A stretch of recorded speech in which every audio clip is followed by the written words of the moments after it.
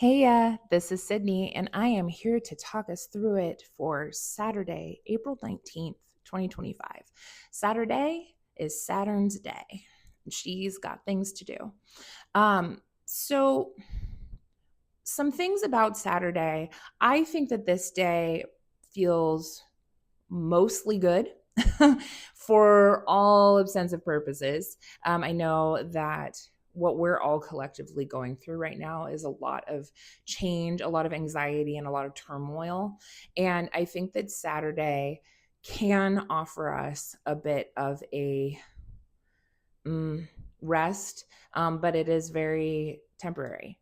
However, we do have a sesqui square to Uranus and Taurus very early morning. A lot of people won't be awake. Some people will still be partying. This can be a sort of, I don't know how I would like say this. It's like a mental crack and electricity, an emotional kind of electricity. It feels really frustrating. You can't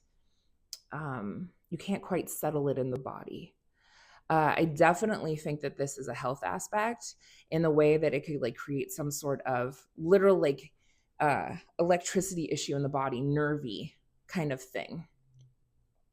Venus in Pisces will sextile Uranus and Taurus exactly in the morning as well. And so, again, as I was talking about yesterday, we're making these kind of new changes, a new, fresh perspective and look on the Venus story. Venus is about love, friendship, harmony, aesthetics, money. These are changes to these landscapes, how we do relationship, how we look at value, how we spend money, how we offer care and compassion in our most intimate sorts of relationships, new ways and new perspectives. I love this sextile, and I also really love Uranus, so that's just me. We have a quintile from the moon in Capricorn to Venus in Pisces, and a moon in Capricorn quintile to Saturn in Pisces. So these quintiles to the Pisces planets, Venus and Saturn, I think we have this kind of understanding, this inner standing. I hate that word, but I'm going to use it anyways. This intuitive, emotional understanding about how we want to go forward and set our sort of foundations in life.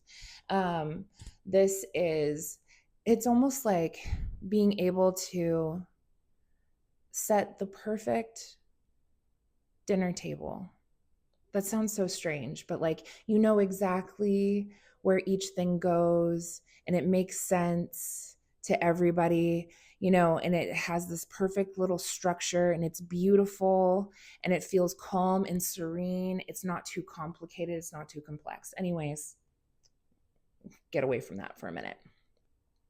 12:56 p.m. the sun enters Taurus. So Taurus babies, it is your time to shine. I'm also a Taurus, so I'm pretty excited about this season, even though I'm not excited about any of the astrological weather that has been happening whatsoever. But happy birthday, Taurus. So when we get from the sun in Aries to the sun in Taurus, now when we went kind of shooting off like a rocket, Aries, right? Pioneering, Taurus wants to be at home, wrapped in a blanket, eating something cozy, being chill.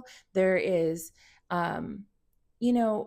Taurus is about security and stability, calm, patience. There can be a stubbornness, but I think it's just because we know, if something is working out for us, why should we have to change? I'm just saying. At 1:20 p.m., though, we do have a square to Mars and Leo from the sun in Taurus. And so this is some sort of almost like ego infraction, right? The sun in Taurus wants stability. Mars and Leo is like wants attention, and they're not quite jiving. And this is a fixed square. So really, really uncomfy.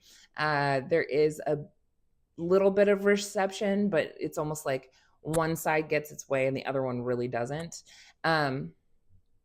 Yeah, there is a push to change in some sort of way.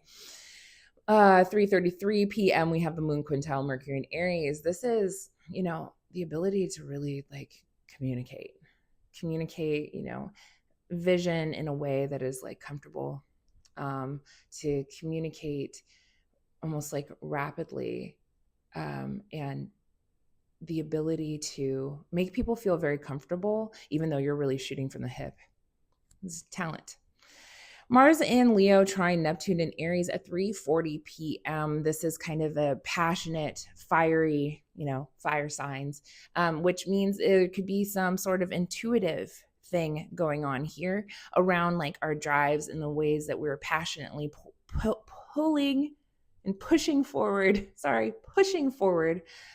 to fulfill our dreams and our drives. And then we get a quincunx from the moon to Jupiter in Gemini.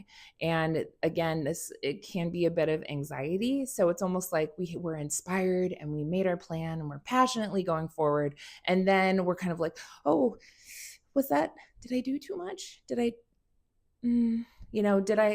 Was my ego a little bit too overblown? Did I put too much on my plate?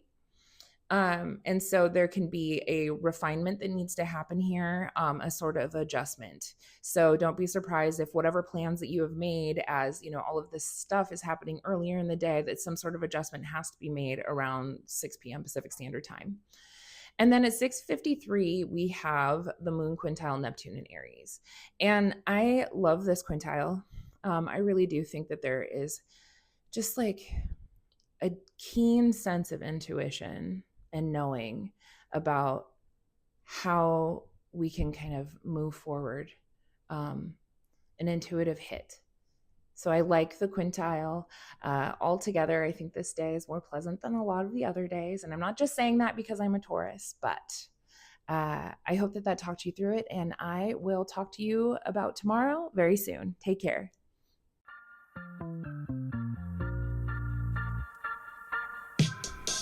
Hey, thank you for listening to today's Astro weather with me. I'm Sydney. As a reminder, I'm always open to seeing both new and my beloved returning clients. My website is ddastrology.com. That is D as in dog, astrology.com to check me out, and just click the email buttons in order to schedule with me. If you're into a more conversational feel with your podcast and content, I have a podcast called BS Astrology with my fellow Mercurial Mommy Bender, and we put out episodes every Sunday for the week. Just search BS Astrology on YouTube or wherever you enjoy listening to your podcast, including Spotify, Audible, and more. Have a good day.